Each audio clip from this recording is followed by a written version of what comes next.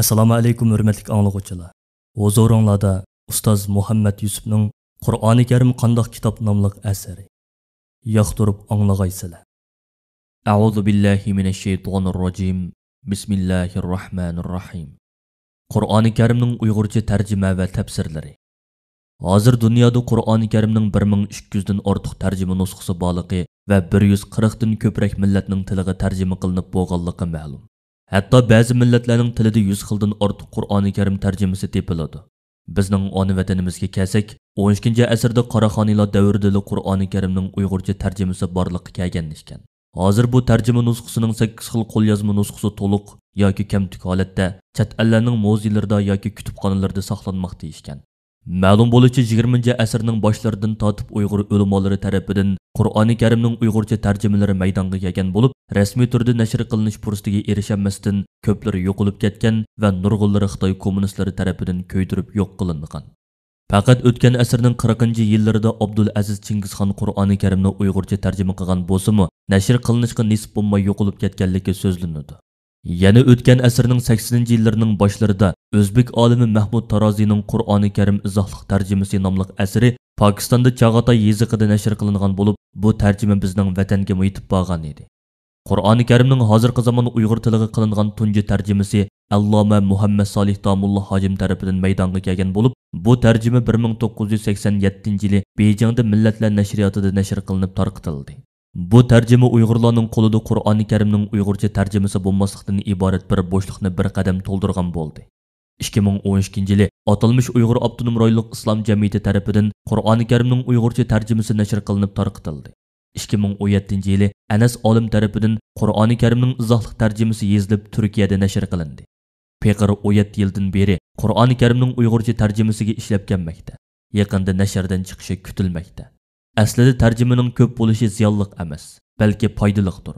Turkchadami 100 dan ko'proq Qur'oni Karim tarjimasi borligi so'zlanadi. Uyg'urlardan chiqqan mufassirlar. Uyg'urlar turkiy tilli xalqlar ichida Qur'oni Karimni eng dastlab tarjima va tafsir qilgan xalqdir.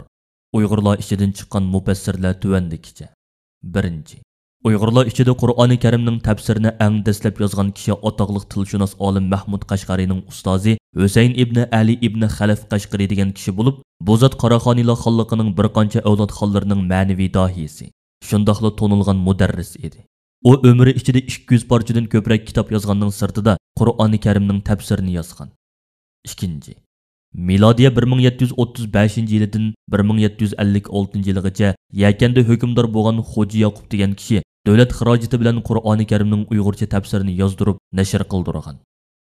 3. Qog'iliqda o'tgan dongliq ulamo Husaynxon Tajalli 1910-yili Qur'oni Karimning Uyg'urcha tafsirini yozib chiqqan. 4. Sabit Damulloh hojim Shingsayning turmisida milodiya 1937-yildan umrining oxirigacha kuch sarf qilib, Ro'shan Bayon Turkiy Tafsirul Qur'on degan Uyg'urcha tafsirini yozib chiqqan bo'lib, uning 30-parisi 1948-yili G'uljida besib tarqatilgan. Bu tafsirning qo'lyozma nusxasini Sabit Damullohning G'uljidagi o'g'li Abdullah 1961-yili atalmış Uyg'ur Abdunum Royliq Millatlar tadqiqot o'rniga topshirgan ekan.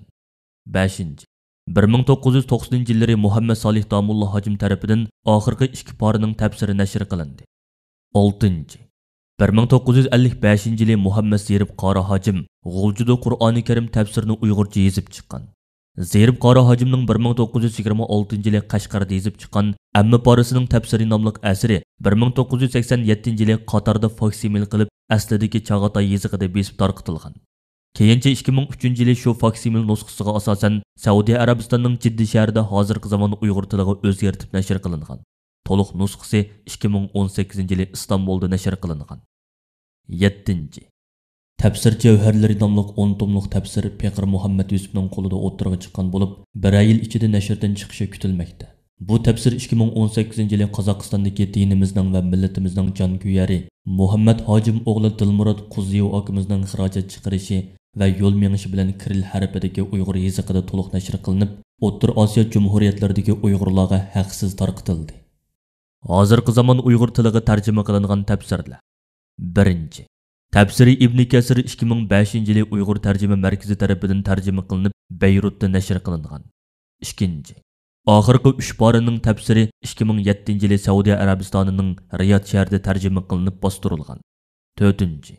Fezlol Qur'on ba'zi surlarning tarjimasi 2014 yili Istanbulda nashr qilingan. 5. Tafsiri Sa'di nashr qilinmagan.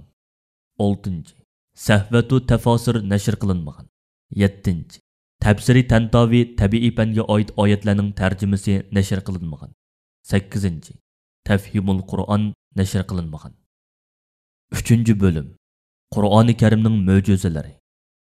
Avval shuni bilish kerakki, Qur'oni Karim bir fan texnika kitobi emas, yoki u koinotning sir asrorlarini bayon qilish uchun tushirilgan kitobmi emas.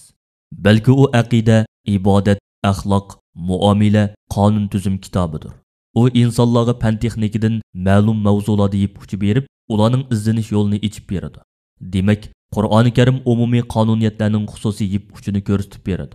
Alloh taolo insonlarni dunyo va oxiratlik baxt saodatning yo'llariga hidoyat qilish uchun Qur'oni Karimni hidoyat manbai qilib tushirgan.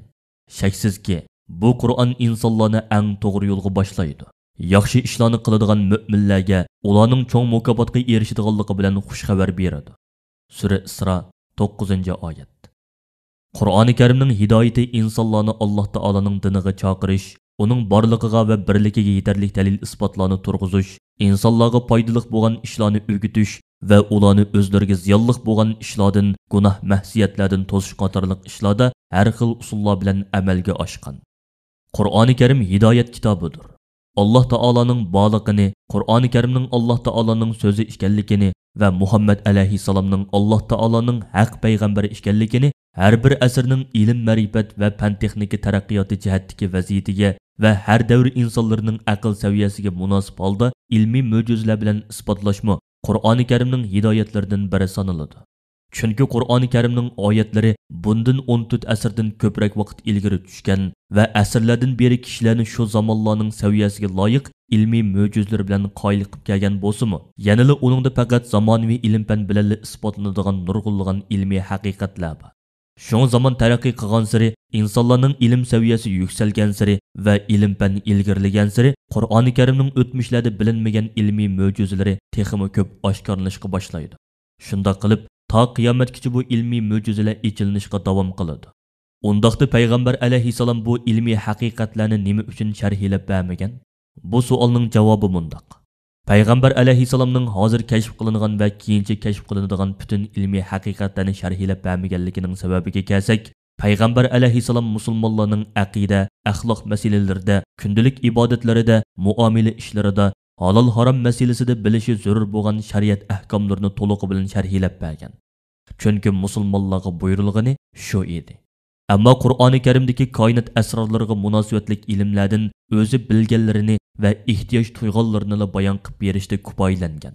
Chunki bu ilmiy haqiqatlarni hozirgi bo'yicha sharhlab berganda, ularni shu chog'lardagi insonlarning aqli qabul qilinmaydi.